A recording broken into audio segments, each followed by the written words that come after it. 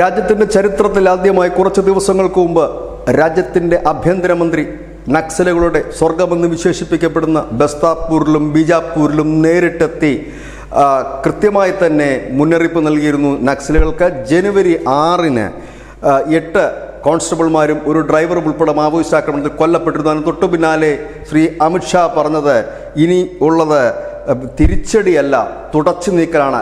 2026 മാർച്ചോടുകൂടി ഇന്ത്യയിൽ നക്സലിസം അല്ലെങ്കിൽ മാവോയിസം ഇല്ലാതാക്കില്ല, മാവോയിസ്റ്റുകളെ ഇല്ലാതാക്കുമെന്ന് പറഞ്ഞിരുന്നു.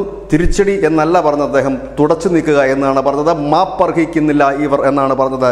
ഏതായാലും ഇപ്പോൾ നൽകാൻ കഴിയുന്ന വിവരം, ഇന്ന് രാവിലെ മുതൽ തുടങ്ങിയ ഓപ്പറേഷൻ വളരെ വലിയ രീതിയിലേക്ക് മാറുന്നു. 3 ജില്ലകളിലേക്ക് അത് വ്യാപിച്ചിരിക്കുന്നു. ഛത്തീസ്ഗഡിലെ ബീജാപ്പൂരിൽ ഇന്ന് രാവിലെ 9 മണിയോട് കൂടി തുടങ്ങിയ സൈനിക നീക്കം ഇപ്പോൾ 20ഓളം നക്സലുകൾ അല്ലെങ്കിൽ മാവോയിസ്റ്റുകൾ കൊല്ലപ്പെട്ടതായിട്ടാണ് വിവരം. ഇപ്പോൾ അത് തെക്കൻ ബസ്തർ, സുക്മ, ബിജാപ്പൂർ, ദന്തേവാഡ എന്നിവിടങ്ങളിൽ നിന്നുള്ള കൂടുതൽ DRG സേനകളും commando battalion for resolute action കോബ്രയുടെ 5 ബറ്റാലിയനുകളും CRPFന്റെ 229-ാം ബറ്റാലിയനുമാണ് ഇപ്പോൾ പ്രധാനമായി ഈ ഓപ്പറേഷനിൽ പങ്കെടുക്കുന്നത്.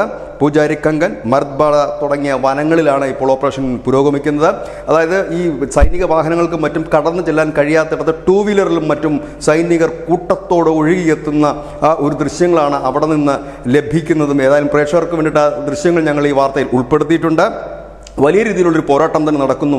100-ലധികം വരുന്ന നക്സലുകളുടെ ഒരു മീറ്റിംഗ് ഈ ബീജാപ്പൂരിൽ ഈ ബസ്തറിന് സമീപം നടക്കുന്നുണ്ട് എന്നുള്ള വിവരത്തെ തുടർന്നായിരുന്നു സൈന്യത്തിൻ്റെ ഒരു വലിയ ഓപ്പറേഷൻ ഇപ്പോൾ ആരംഭിച്ചിരുന്നത്, രാവിലെ മുതൽ ആരംഭിച്ചിരുന്നത്.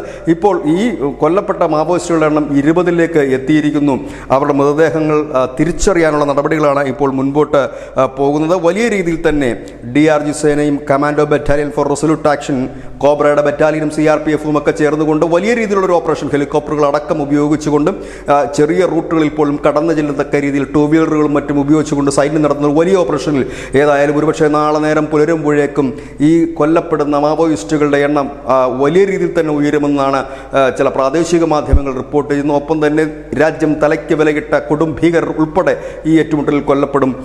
2026 മാർച്ചിലേക്കൊന്നും എത്തില്ലായിരിക്കാം. അതിനു മുമ്പ് തന്നെ അവശേഷിക്കുന്ന കേവലം 8% മാത്രമാണ് ഇപ്പോൾ നക്സലിസം അല്ലെങ്കിൽ മാവോയിസം ഇന്ത്യയിൽ അല്ലെങ്കിൽ മാവോയിസ്റ്റുകളുടെ ആ ഒരു പ്രവർത്തനം ഇന്ത്യയിൽ നടക്കുന്നത്. അത് ഈ ഛത്തീസ്ഗഡ് കേന്ദ്രീകരിച്ചാണ്. അത് പൂർണ്ണമായി തന്നെ ഒരുപക്ഷെ ഈ രാത്രിയോടുകൂടി തന്നെ അവസാനിച്ചിരിക്കും. News desk, News India Malayalam.